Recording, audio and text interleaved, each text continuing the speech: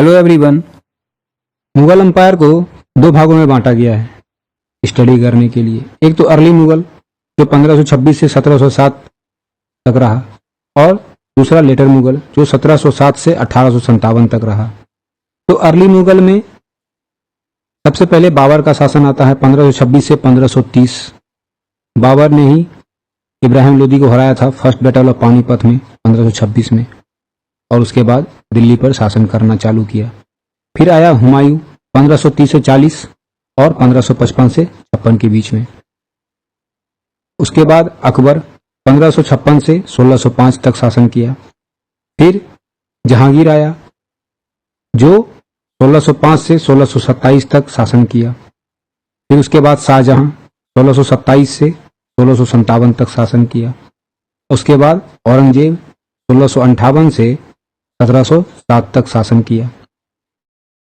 अब बात करते हैं लेटर मुगल की। तो लेटर मुगल में सबसे पहले बहादुर शाह प्रथम आया। 1707 से 1712 तक इसने शासन किया। इसका नाम मुअज्जम था, शाह आलम प्रथम भी बोलते हैं इसे। और काफी खान ने इनका नाम रखा था शाह बेखबर। जयायु के युद्ध में बहादुर शाह प्रथम ने आजम को हराया था, और बीजापुर के युद्ध में कामबख्श को, जिसे दिन पनाह भी बोलते हैं। इनका रिलेशनशिप सिख गुरुओं के साथ अच्छा था, जैसे गुरु गोविंद सिंह के साथ। लेकिन उनकी मृत्यु के बाद बंदा बहादुर को इन्होंने लोहगढ़ में हराया था 1710 ईस्वी में। शाहू को भी इन्होंने रिलीज किया था। शाहू कौन थे भाई? तो ये सन ऑफ संभाजी थे, ग्रैंड सन ऑफ शिवाजी। के बाद आता है जहंदर शाह जो 1712 से 1713 तक शासन किया। इसे ल्यून मोरन भी कहते हैं, मतलब लम्फट मूर्ख। इसने जुल्फिकार खां की मदद से बहादुर शाह को हटाया और खुद शासन पे बैठ गया, और जुल्फिकार खां को अपना वजीर बना लिया। इसके एडमिनिस्ट्रेशन में ईरानी भी थे, तुरानी भी थे और हिंदुस्तानी भी थे। ईरानी कौन थे? शिया मुस्लिम थे ईरान के। तुरानी सुन्नी मुस्लिम थे, तुर्क और अफगान के। इसने आम्बेर के राजा राणा जय सिंह को मिर्जा राजा की उपाधि दी और मालवा का सूबेदार बनाया।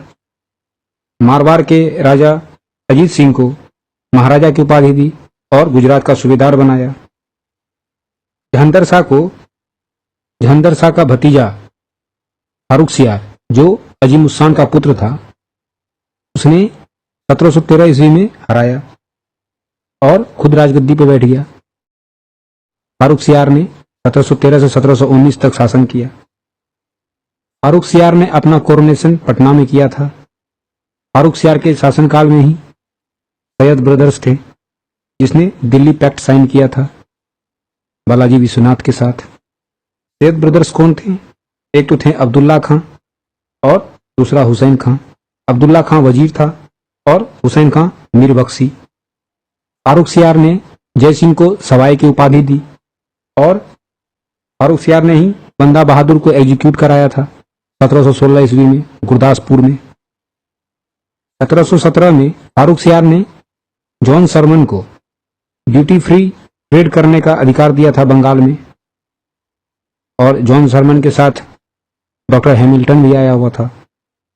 इसके बाद 1719 में रफी उद दर्जात और रफी उद दौला इसका शासन रहा। फिर उसके बाद आया मोहम्मद शाह रंगीला। इसने 1719 से 1748 तक शासन किया। इसने निजाम उल मुल्क की मदद से सैयद ब्रदर्स को मरवा दिया। मोहम्मद शाह ही लास्ट एम्परर था जो पीकॉक थ्रोन पे बैठा था।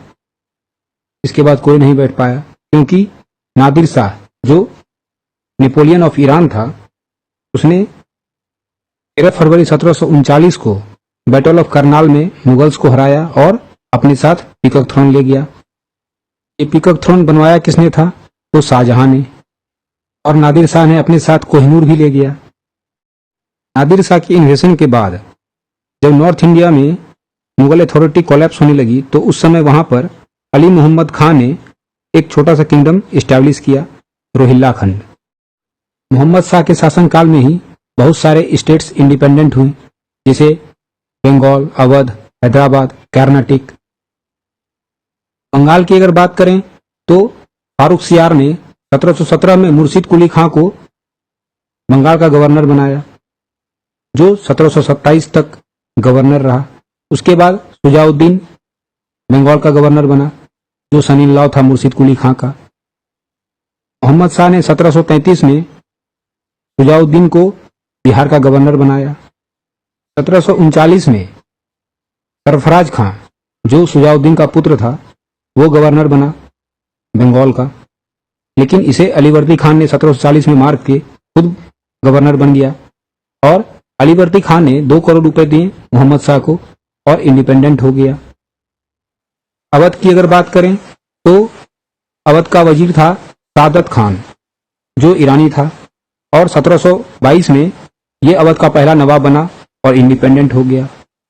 हैदराबाद की अगर बात करें तो चिंकलिज खां, जिसे निजामुल मुल्क हम लोग जानते हैं, उसने मुगल गवर्नर मुबारजी खां को 1724 में बैटल ऑफ काकुर खेरा में मारकर इंडिपेंडेंट किंगडम इस्टेब्लिश किया और असफ जाही डायनेस्टी इस्टेब्लिश की।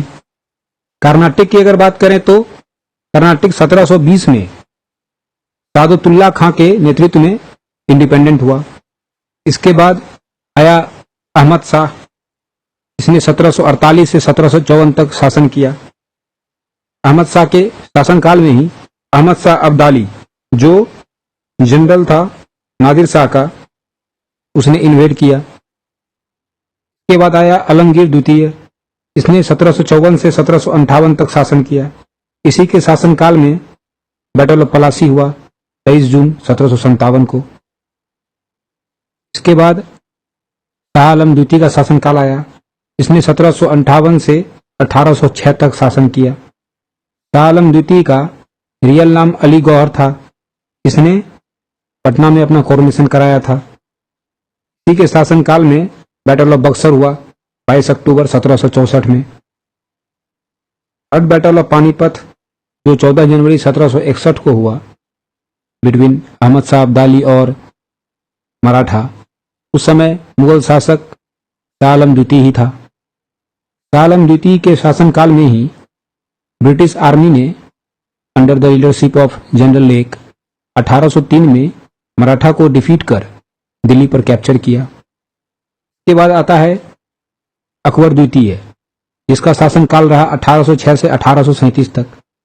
अकबर द्वितीय ने ही राजा राम मोहन राय को राजा की उपाधि दी थी और 1830 में ब्रिटेन भेजा था। लास्ट मुगल एम्परर था बहादुर शाह द्वितीय, जिसे बहादुर शाह जफर भी हम लोग जानते हैं। इनका शासनकाल रहा 1837 से 1857 तक। इन्हें एम्परर विदाउट एम्पायर भी कहा जाता था। बहादुर शाह जफर पोइट्री सिखा करते थे इब्राहिम जौक और असद उल्लाह खां गालिब से। इनके स्पिरिचुअल गुरु थे हसन अस्करी। इनके शासनकाल में ही 1857 की क्रांति हुई थी और उसके बाद ये रंगून चले गए, जहां पर इनकी मृत्यु हुई 1862 में। सवाई जय सिंह राजपूत किंग थे आम्बेर के। इन्होंने ही जयपुर सिटी इस्टेब्लिश की थी। इनका इंटरेस्ट साइंस और आर्ट में बहुत ही ज़्यादा था।